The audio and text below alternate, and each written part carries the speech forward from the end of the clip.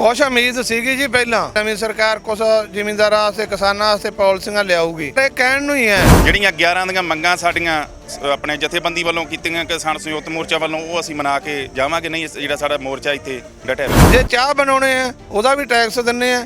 ਜੇ ਹੁਣ ਇੱਥੋਂ ਤੱਕ ਡੀਜ਼ਲ ਬਾਲ ਕੇ ਆਏ ਆ ਉਹਦਾ ਵੀ ਟੈਕਸ ਸਰਕਾਰ ਨੂੰ ਗਿਆ। ਜੇ ਖਜ਼ਾਨਾ ਖਾਲੀ ਕਰਿਆ ਤਾਂ ਇਹਨਾਂ ਨੇ ਸਰਕਾਰਾਂ ਦੀਆਂ ਨੀਤੀਆਂ ਨੇ ਕਰਿਆ ਤੇ ਨਾ ਕਿ ਅਸੀਂ ਪਿੱਛੇ ਹਟਣ ਵਾਲਾ ਤਾਂ ਕਦਮ ਹੈ ਨਹੀਂ। ਅੱਗੇ ਜੋ ਸਰਕਾਰ ਚਾਹੁੰਦੀ ਉਹਨਾਂ ਦੀਆਂ ਨੀਤਾਂ ਦੇ ਨਾਲ ਚੱਲਾਂਗੇ।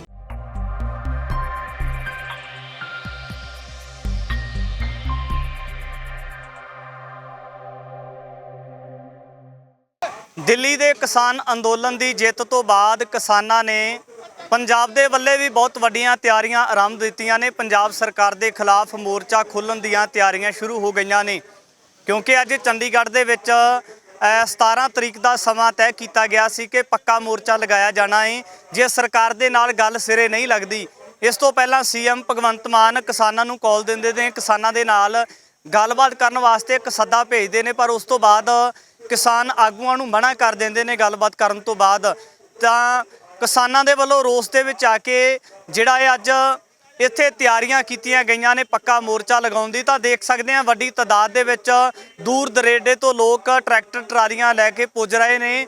ਇਹ ਤੁਸੀਂ ਲਾਈਵ ਤਸਵੀਰਾਂ ਦੇ ਵਿੱਚ ਦੇਖ ਸਕਦੇ ਹੋ ਕਿ ਕਿਸਾਨਾਂ ਨੇ ਆਪਣਾ ਪੂਰਾ ਸਾਜੋ ਸਮਾਨ ਲਿਆ ਕੇ, ਤੁਸੀਂ ਦੇਖ ਸਕਦੇ ਹੋ ਕਿ ਕੰਬਲ, ਕੂਲਰ ਔਰ ਹੋਰ ਜਿੰਨੀਆਂ ਵੀ ਸੁੱਖ ਸਹੂਲਤਾਂ ਨੇ ਉਹ ਲਿਆ ਕੇ ਕਿਸਾਨ ਪੂਰੀਆਂ ਤਿਆਰੀਆਂ ਕਰਕੇ ਅੱਜ ਚੰਡੀਗੜ੍ਹ ਦੇ ਵਿੱਚ ਪੱਕਾ ਮੋਰਚਾ ਲਗਾਉਣ ਵਾਸਤੇ ਪੁੱਜੇ ਨੇ। ਜਿੱਥੇ ਕਿਸਾਨ ਆਗੂਆਂ ਦੇ ਨਾਲ ਗੱਲਬਾਤ ਕਰਾਂਗੇ, ਉੱਥੇ ਜਿਹੜੇ ਲੋਕ ਦੂਰ ਦਰੇਡੇ ਤੋਂ ਟਰੈਕਟਰ ਟਰਾਲੀਆਂ ਦੇ ਉੱਪਰ ਚੜ੍ਹ ਕੇ ਸਰਕਾਰ ਨੂੰ ਆਪਣੀਆਂ ਮੰਗਾਂ ਮਨਵਾਉਣ ਵਾਸਤੇ ਆਏ ਨੇ, ਤਾਂ ਉਹਨਾਂ ਲੋਕਾਂ ਦੇ ਨਾਲ ਵੀ ਗੱਲਬਾਤ ਕਰਾਂਗੇ। ਕੀ ਨਾਮ ਹੈ ਜੀ? ਅੰਗਰੇਜ਼ ਸਿੰਘ ਜੀ, ਪਿੰਡ ਵਾਂਦਰ, ਬਲਾਕ ਬਾਜਾਖਾਨਾ, ਜ਼ਿਲ੍ਹਾ ਮੋਗਾ। ਕਿਹੜੀ ਜਥੇਬੰਦੀ ਵੱਲੋਂ ਆਏ? ਜਥੇਬੰਦੀ BKU ਸਿੱਧੂਪੁਰ। ਡੱਲੇਵਾਲ ਸਾਹਿਬ? ਹਾਂ, ਡੱਲੇਵਾਲ ਸਾਹਿਬ ਵੱਲ।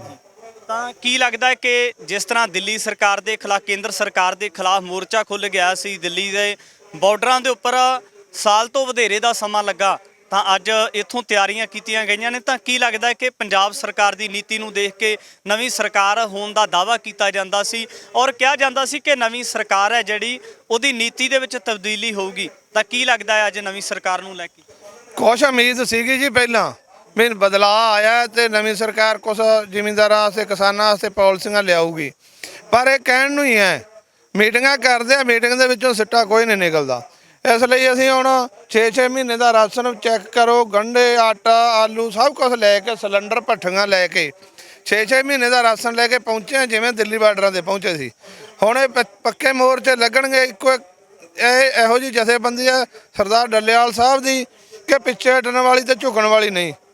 ਜਿੰਨਾ ਚਿਰ ਸਰਕਾਰ ਸਾਡੀਆਂ ਮੰਗਾਂ ਨਹੀਂ ਮੰਨ ਲੈਂਦੀ ਉਹਨਾਂ ਚਿਰ ਸਾਨੂੰ ਇੱਥੇ ਰਹਿਣ ਦੀ ਮਜਬੂਰ ਆ। ਸੀ ਪਿੱਛੇ ਮੁੜਨ ਲਈ। ਪਿੱਛੇ ਝੋਨੇ ਦੀਆਂ ਵੀ ਤਿਆਰੀਆਂ ਹੋ ਰਹੀਆਂ ਨੇ, ਘਰ ਦੇ ਵਿੱਚ ਵੀ ਛੱਡ ਕੇ ਆਏ ਹੋ ਕਿਸੇ ਨੂੰ ਫਸਲ ਦੀ ਦੇਖਭਾਲ ਕਰਨ ਵਾਸਤੇ?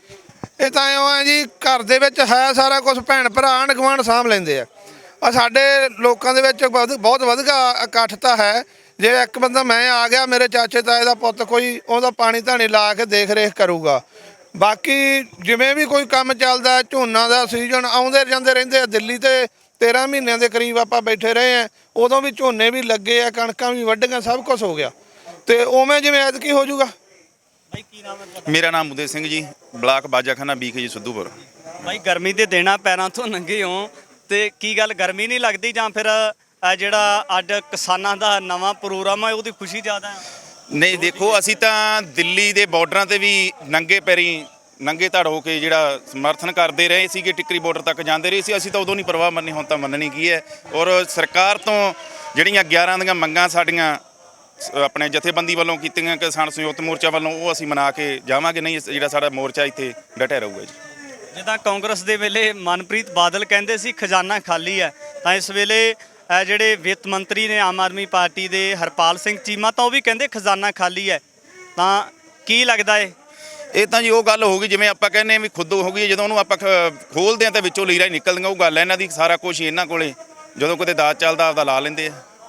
ਇਹ ਤਾਂ ਜੀ ਖਜ਼ਾਨਾ ਖਾਲੀ ਤਾਂ ਇਹਨਾਂ ਨੇ ਕਰਿਆ, ਇਹ ਆਪਦੇ ਤੇ ਕੰਟਰੋਲ ਕਰ ਲੈਣ। ਅਸੀਂ ਤਾਂ ਜੇ ਸੁਬਾਹ ਪਾਣੀ ਗਲਾਸ ਪੀਂਦੇ ਹਾਂ ਉਹਦਾ ਵੀ ਟੈਕਸ ਸਰਕਾਰ ਨੂੰ ਦਿੰਦੇ ਆ। ਜੇ ਚਾਹ ਬਣਾਉਣੇ ਆ ਉਹਦਾ ਵੀ ਟੈਕਸ ਦਿੰਨੇ ਆ। ਜੇ ਹੁਣ ਇੱਥੋਂ ਤੱਕ ਡੀਜ਼ਲ ਬਾਲ ਕੇ ਆਏ ਆ ਉਹਦਾ ਵੀ ਟੈਕਸ ਸਰਕਾਰ ਨੂੰ ਗਿਆ। ਜੇ ਖਜ਼ਾਨਾ ਖਾਲੀ ਕਰਿਆ ਤਾਂ ਇਹਨਾਂ ਨੇ ਸਰਕਾਰਾਂ ਦੀਆਂ ਨੀਤੀਆਂ ਨੇ ਕਰਿਆ ਤੇ ਨਾ ਕਿ ਅਸੀਂ ਤਾਂ ਸੰਘਰਸ਼ੀ ਲੋਕ ਐ। ਜਿੰਨਾ ਚਿਰ ਸਾਡੀਆਂ ਮੰਗਾਂ ਨਹੀਂ ਮੰਨੀਆਂ ਇਹ ਯੋਧਾ ਇੱਕ ਤੁਹਾਨੂੰ ਦੱਸ ਦਿਆਂ ਵੀਰ ਜੀ 26 ਨਵੰਬਰ ਨੂੰ ਦਿੱਲੀ ਦੇ ਬਾਰਡਰਾਂ ਤੇ ਗਏ ਸੀ ਤੇ 12-13 ਦਸੰਬਰ ਨੂੰ ਮੁੜੇ ਸੀ। 1 ਸਾਲ ਤੇ ਤਕਰੀਬਨ 15 ਦਿਨ ਇਹ ਉੱਥੋਂ ਘਰ ਵਾਪਸ ਨਹੀਂ ਆਇਆ। ਕਹਿੰਦਾ ਜਾਂ ਮੇਰੀ ਲਾਸ਼ ਜਾਊਗੀ ਤੇ ਜਾਂ ਜਿੱਤ ਕੇ ਜਾਵਾਂਗੇ, ਜੇ ਹਾਰ ਪੈਣਗੇ ਜਾਂ ਮੇਰੀ ਫੋਟੋ ਤੇ। ਇਹ ਐਡੇ ਕੁ ਸੰਘਰਸ਼ੀ ਯੋਧੇ ਸਾਡੇ ਨਾਲ ਹੈ ਕਿ ਇੱਕ ਦਿਨ ਵੀ ਪਿੱਛਾ ਭੌਂਕੇ ਨਹੀਂ ਝਾਕਿਆ। ਮੀਂਹ ਹਨੇਰੀਆਂ ਗਈਆਂ, ਘਰਾਂ 'ਚ ਸ਼ਾਦੀਆਂ ਵਿਆਹ ਗਮੀਆਂ ਖੁਸ਼ੀਆਂ ਆਉਂਦੀਆਂ ਰਹੀਆਂ, ਪਰ ਇਹ ਯੋਧੇ ਨੇ ਇੱਕ ਦਿਨ ਪਿੱਛੇ ਭੌਂਕੇ ਨਹੀਂ ਝਾਕਿਆ। ਮੈਂ ਪਿੰਡ ਦਾ ਪ੍ਰਧਾਨ ਹੋਣ ਦੇ ਨਾਤੇ ਮੈਂ ਇਹਨੂੰ 1-2 ਵਾਰੀ ਬੇਨਤੀਆਂ ਕੀਤੀਆਂ ਕਿ ਉਹਦੇ ਵੀਰ ਮਾਤਾ ਬਜ਼ੁਰਗ ਹੈ, ਬਾਪੂ ਸਵਰਗਵਾਸ ਹੋ ਗਿਆ ਸੀ, 2 ਭਾਈ ਹੈ, ਇੱਕ ਭਾਈ ਰਹਿ ਗਿਆ ਘਰੇ, ਮਾਤਾ ਬਜ਼ੁਰਗ ਆ ਬਿਮਾਰ ਹੈ, ਤੁਸੀਂ ਇੱਕ ਵਾਰ ਘਰੇ ਚੱਲ ਵੜੋ। ਤੇ ਇਹਨਾਂ ਦਾ ਕਹਿਣਾ ਸੀ ਪ੍ਰਧਾਨ ਜੀ ਆਹ ਗੱਲ ਨਾ ਮੈਨੂੰ ਆਖਿਓ, ਹੋਰ ਚਾਹੇ ਮੈਨੂੰ ਕੁਝ ਕਹਿ ਦਿਓ। ਤੇ ਇੱਕ ਸਮਝ ਲਓ ਵੀ 13 ਮਹੀਨਿਆਂ ਦੇ ਕਰੀਬ ਇਹ ਬਾਰਡਰਾਂ ਤੇ ਰਹੇ ਆ ਤੇ ਹੁਣ ਵੀ ਉਹੀ ਜਜ਼ਬੇ ਨਾਲ ਆਏ ਆ। ਵੇਖੋ ਨੰਗੇ ਪੈਰੀ ਆ, ਇਵੇਂ ਠੰਡ ਦੇ ਵਿੱਚ ਕੱਪੜੇ ਲਾ ਕੇ ਪ੍ਰੋਟੈਸਟ ਕਰਦੇ ਰਹੇ ਦਿੱਲੀ ਦੀਆਂ ਬਾਰਡਰਾਂ ਤੇ ਹੁਣ ਵੀ ਕਿੰਨੀ ਗਰਮੀ ਆ, ਨਾ ਕੋਈ ਗਰਮੀ ਦੀ ਨਾ ਸਰਦੀ ਦੀ ਕੋਈ ਪਰਵਾਹ ਨਹੀਂ। ਜੋ ਸਰਕਾਰ ਚਾਹੁੰਦੀ ਹੈ ਉਹ ਕਰਨ ਨੂੰ ਅਸੀਂ ਤਿਆਰ ਹਾਂ। ਬਾਈ ਜੀ ਤੁਹਾਡੀ ਦ੍ਰਿੜਤਾ ਨੂੰ ਸਲਾਮ ਹੈ। ਇੱਕ ਤਾਂ ਜੇ ਗੱਲ ਕਰੀਏ ਸਿੱਖਾਂ ਦੇ ਇਤਿਹਾਸ ਦੀ ਗੱਲ ਕੀਤੀ ਜਾਵੇ ਤਾਂ ਜਿਹੜੀ ਇਹ ਤਾਕਤ ਹੈ ਜਾਂ ਜਿਹੜੀ ਇਹ ਦ੍ਰਿੜਤਾ ਇਹ ਆਉਂਦੀ ਕਿੱਥੋਂ ਹੈ? ਇਤਿਹਾਸ ਦੀ ਗੱਲ ਕੀਤੀ ਜਾਂਦੀ ਹੈ, ਇਤਿਹਾਸ ਤੋਂ ਪ੍ਰੇਰਨਾ ਮਿਲਦੀ ਹੈ ਜਾਂ ਕਿਹੜੀ ਚੀਜ਼ ਹੈ ਜਿਹੜੀ ਸਰਕਾਰਾਂ ਦੇ ਵਿਰੁੱਧ ਲੜਨ ਦੀ ਪ੍ਰੇਰਨਾ ਦਿੰਦੀ ਹੈ? ਇਹ ਤਾਂ ਜੀ ਸਾਡਾ ਗੁਰੂਆਂ ਪੀਰਾਂ ਦੀ ਧਰਤੀ ਹੈ, ਗੁਰੂਆਂ ਪੀਰਾਂ ਦਾ ਇਤਿਹਾਸ ਪੜ੍ਹਦੇ ਆ ਸੁਣਦੇ ਆ। ਸਾਡਾ ਜਿਹੜਾ ਨਗਰ ਹੈ 10ਵੇਂ ਪਾਤਸ਼ਾਹ ਦਾ ਵਰੋਸਾ ਨਗਰ ਹੈ।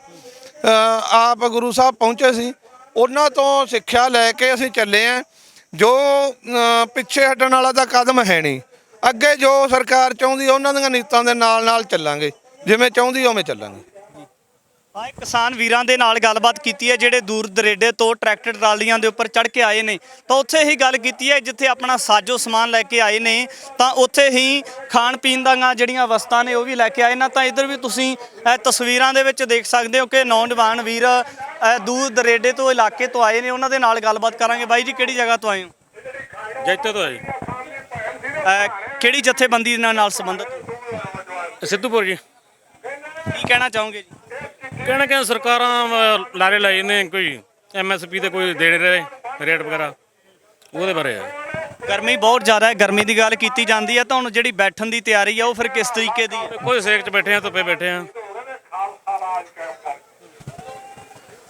ਬੜੀ ਇੱਕ ਤਰਾਸਦੀ ਵਾਲੀ ਗੱਲ ਹੈ ਕਿ ਕਿਤੇ ਨਾ ਕਿਤੇ ਇਹ ਕਿਹਾ ਜਾਂਦਾ ਸੀ ਕਿ ਜਿਹੜੀ ਸਰਕਾਰ ਹੈ ਸਰਕਾਰ ਦੀ ਇਹ ਨੀਤੀ ਦੇ ਵਿੱਚ ਤਬਦੀਲੀ ਆਵੇਗੀ। ਜਿਹੜੀ ਨਵੀਂ ਧਿਰ ਨੂੰ ਪੰਜਾਬ ਦੇ ਲੋਕਾਂ ਨੇ ਫਤਵਾ ਦਿੱਤਾ ਹੈ ਤਾਂ ਉਹ ਨਵੀਂ ਧਿਰ ਨੂੰ ਕਟਹਿਰੇ ਦੇ ਵਿੱਚ ਖੜਾ ਕੀਤਾ ਜਾਂਦਾ ਹੈ ਕਿਸਾਨ ਜਥੇਬੰਦੀਆਂ ਦੇ ਵੱਲੋਂ, ਕਿਉਂਕਿ ਵਾਰ-ਵਾਰ ਦਾਅਵੇ ਕੀਤੇ ਜਾਂਦੇ ਆ ਜਦੋਂ ਸੱਤਾ ਵਿੱਚ ਨਹੀਂ, ਪਰ ਜਦੋਂ ਸੱਤਾ ਦੇ ਵਿੱਚ ਆਉਂਦੇ ਨੇ ਤਾਂ ਕਿਤੇ ਨਾ ਕਿਤੇ ਜਿਹੜੇ ਇਹ ਕਿਰਤੀ ਲੋਕ ਹੈ, ਜਿਹੜਾ ਕਿਰਤੀ ਭਾਈਚਾਰਾ ਹੈ, ਉਹਨਾਂ ਦੇ ਪ੍ਰਤੀ ਸੁਹਿਰਦ ਨਹੀਂ ਜਾਂ ਜਿਹੜੀਆਂ ਉਹਨਾਂ ਦੀਆਂ ਮੰਗਾਂ ਹੈ ਉਹਨਾਂ ਦੇ ਨਾਲ ਉਹਨਾਂ ਦੀਆਂ ਮੰਗਾਂ ਨੂੰ ਹੱਲ ਕਰਨਾ ਤਾਂ ਦੂਰ ਦੀ ਗੱਲ, ਉਹਨਾਂ ਦੇ ਨਾਲ ਬੈਠ ਕੇ ਗੱਲਬਾਤ ਕਰਨ ਵਾਸਤੇ ਵੀ ਤਿਆਰ ਨਹੀਂ। ਤਾਂ ਕਿਤੇ ਨਾ ਕਿਤੇ ਸਰਕਾਰ ਦੇ ਉੱਪਰ ਬਹੁਤ ਵੱਡੇ ਸਵਾਲੀਆ ਚਿੰਨ੍ਹ ਲੱਗਦੇ ਨੇ ਕਿ ਜੇ ਸਰਕਾਰ, ਕਿਉਂਕਿ ਜੈ ਜਵਾਨ ਅਤੇ ਜੈ ਕਿਸਾਨ ਕਿਹਾ ਜਾਂਦਾ ਹੈ, ਜੇ ਜਵਾਨਾਂ ਦੀਆਂ ਔਰ ਕਿਸਾਨਾਂ ਦੀਆਂ ਮੰਗਾਂ ਨੂੰ ਹੱਲ ਨਹੀਂ ਕੀਤਾ ਜਾ ਸਕਦਾ ਤਾਂ ਫਿਰ ਪੰਜਾਬ ਦੇ ਖਿੱਤੇ ਬਾਰੇ ਕਿਸ ਤਰੀਕੇ ਦੇ ਨਾਲ ਵਿਕਾਸਸ਼ੀਲ ਹੋ ਕੇ ਕੰਮ ਕੀਤਾ ਜਾ ਸਕਦਾ? ਬਹੁਤ ਵੱਡੇ ਸਵਾਲੀਆ ਚਿੰਨ੍ਹ ਲੱਗਦੇ ਨੇ। ਆਉਣ ਵਾਲੇ ਸਮੇਂ ਦੇ ਵਿੱਚ ਵੀ ਇਸ ਤਰ੍ਹਾਂ ਦੇ ਤਮਾਮ ਪੱਖ ਲੈ ਕੇ ਪਲ ਪਲ ਦੀ ਅਪਡੇਟ ਲੈ ਕੇ ਤੁਹਾਡੇ ਤੱਕ ਹਾਜ਼ਰ ਹੋਵਾਂਗਾ। ਧੰਨਵਾਦ।